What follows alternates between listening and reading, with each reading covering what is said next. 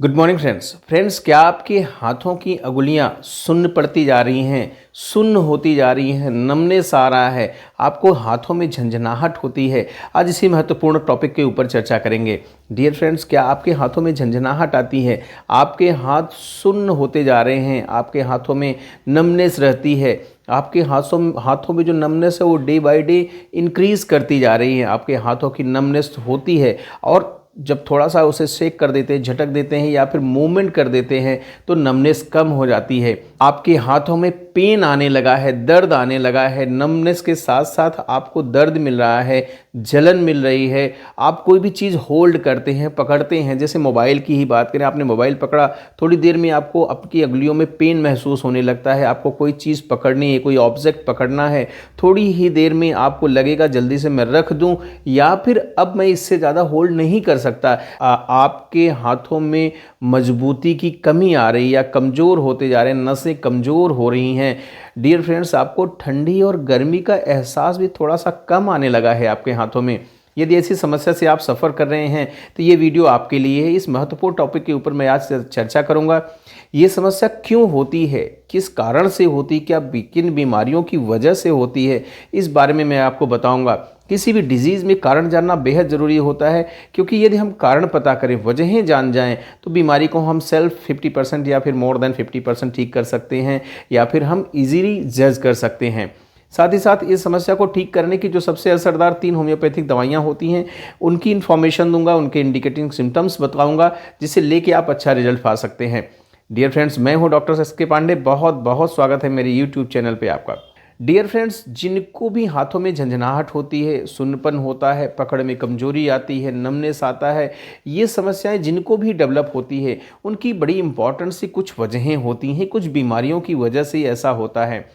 जिसमें पहली वजह तो ज़्यादातर ये देखने को मिलता है, जो पहली वजह निकल के आती है, सीटीएस करके एक डिजीज़ होती है, कार्पल टनल सिंड्रोम करके एक डिजीज़ होती है, जिसकी वजह से ये बीमारी डेवलप होती है। कार्पल टनल सिंड्रोम में हमारे रिस्ट के पास एक नस होती है जो दब जाती है, जिसके दबने की वजह से नसों की सप्लाई आगे को डिस्टर्ब होने लगती है, जिससे ऐसे सिम्टम्स आने लगते हैं। यदि आप सर्वाइकल स्पॉन्डिलोसिस के पेशेंट हैं, आपको सर्वाइकल की समस्या है, वो भी ज़्यादा हो रही है, एक्सटेंड कर रही है, ज़्यादा हो रही है, जो कि रेडिकुलोपैथी कर सकती है और आपके हाथों में सिम्टम्स आ सकते हैं, आपको नमनेस जैसी समस्या मिल सकती है। यदि आप डायबिटीज़ से सफ़र कर रहे हैं, लंबे समय से आप डायबिटिक हैं, डायबिटीज़ आपका अनकंट्रोल चल रहा है, लंबे समय से अनकंट्रोल चल रहा है, तो ऐसी दिक्कत देखने को मिल सकती है। यदि आपको र्यूमेटॉइड अर्थराइटिस मीन्स गठिया है, यदि आपको रेनॉल्ड्स डिजीज़ एक होती है या फिर रेनॉल्ड्स फेनामेना एक होता है, उसकी वजह से भी ऐसी समस्या देखने को मिलती है। किसी भी कारण से नसों में डैमेज हो रहा है, जो नसें हाथ में सप्लाई दे रही हैं, वो चाहे वो कारण इन्फेक्शन हो सकता है, चाहे वो इंजरी हो सकता है, मीन्स कोई चोट लग गई, ट्रॉमा हो गया, या फिर आपके रिस्ट का बहुत मिसयूज़ भी इस पर डिपेंड करता है। कुछ लोगों के हाथ में गैंग्लियन एक सिस्ट होता है या एक गांठ होती है, ऐसी गांठ होती है जिसकी वजह से भी ऐसे सिम्टम्स आने लगते हैं। तमाम स्टडीज़ इस बात को भी सपोर्ट करती हैं कि यदि आपके ब्रेन में कोई दिक्कत हो रही है, ब्रेन स्ट्रोक या फिर दिमाग में कोई तकलीफ़ हो रही है, तो भी ऐसी दिक्कत डेवलप हो सकती है। यदि आपके शरीर में B12 की कमी हो रही है तो भी ऐसी दिक्कत देखने को मिल सकती है। एज, जेनेटिक फैक्टर, ये साथ साथ चलते रहते हैं। डियर फ्रेंड्स, यदि हम दवाइयों की बात करें कि क्या ऐसी दवाइयां हैं जो अच्छा रिजल्ट देती हैं, तो इसमें सबसे पहली मेडिसिन और टॉप मेडिसिन का नाम आता है कालीब्रोम। डियर फ्रेंड्स, ऐसे पेशेंट की कालीब्रोम बहुत अच्छी मेडिसिन है जिनके हाथों में नमनेस आता है, झंझनाहट होती है, साथ ही साथ उनकी होल्ड करने का पावर कम हो रहा है, चीज़ों को बहुत अच्छे से नहीं ग्रिप बना पा रहे हैं, अच्छे से नहीं पकड़ पा रहे हैं, थोड़ी ही देर में सामान या फिर ऑब्जेक्ट छूट जाता है, जल्दी से गिर जाता है, लंबे समय तक नहीं थाम पाते हैं। यदि उन्हें कोई सामान थोड़ी ही देर के लिए पकड़ने को कह दिया जाए तो वो सामान को गिरा भी देते हैं। यदि ऐसे सिम्टम्स मिल रहे हैं तो आप कालीब्रोम मेडिसिन लीजिए। कालीब्रोम मेडिसिन की 30 पोटेंसी की 4-4 बूंदें सुबह दोपहर शाम 3 बार आपको अच्छा रिजल्ट देगी। नेक्स्ट मेडिसिन होती है मिजेरियम।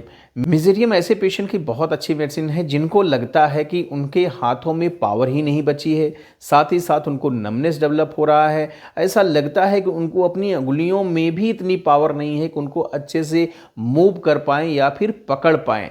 यदि ऐसे सिम्टम्स मिल रहे हैं और साथ में आपको नमनेस मिल रहा है तो आप मेजेरियम मेडिसिन लीजिए। मेजेरियम की 30 पोटेंसी के 4-4 बूंदें सुबह दोपहर शाम 3 बार अच्छा रिजल्ट आपको दे सकती है। नेक्स्ट मेडिसिन होती है नाइट्रम्यूर। नाइट्रम्यूर यदि पेशेंट को हाथों में अंगुलियों में नमनेस हो रहा है, साथ ही साथ उसकी वजह किसी भी वजह से नर्व का डैमेज हो रहा है या फिर डीजनरेशन हो रहा है, पेशेंट लंबे समय तक ऑब्जेक्ट को नहीं पकड़ पा रहा है, ऐसे पेशेंट जो नमक ज़्यादा खाते हैं, ऐसे पेशेंट जो नमक का इंटेक ज़्यादा करते हैं, उनको खाने में ज़्यादा सॉल्ट चाहिए होता है, ऐसे लोग जो बहुत तनाव में रहते हैं, चिंता में रहते हैं, ऐसे लोगों की नाइट्रम्यूर मेडिसिन होती है। नाइट्रम्यूर की 30 पोटेंसी की 4 बूंदें सुबह दोपहर शाम 3 बार आपको इफेक्टिव जल्दी रिजल्ट देने लगेगी। डियर फ्रेंड्स, ये कुछ इंपॉर्टेंट सी मेडिसिन है जिनके रिजल्ट अच्छे देखे गए हैं। इनके साथ साथ तमाम ऐसी मेडिसिन होती हैं जो सिम्टम सिमिलरिटी के हिसाब से मेडिसिन दी जाती है। आपकी जो मैंने कारण बताया उसकी डायग्नोसिस के हिसाब से मेडिसिन दी जाती है, या फिर आप मुझे ऑनलाइन कंसल्ट करना चाहते हैं तो दिए गए नंबर पर कॉन्टैक्ट कर सकते हैं। Thank you, thanks for watching.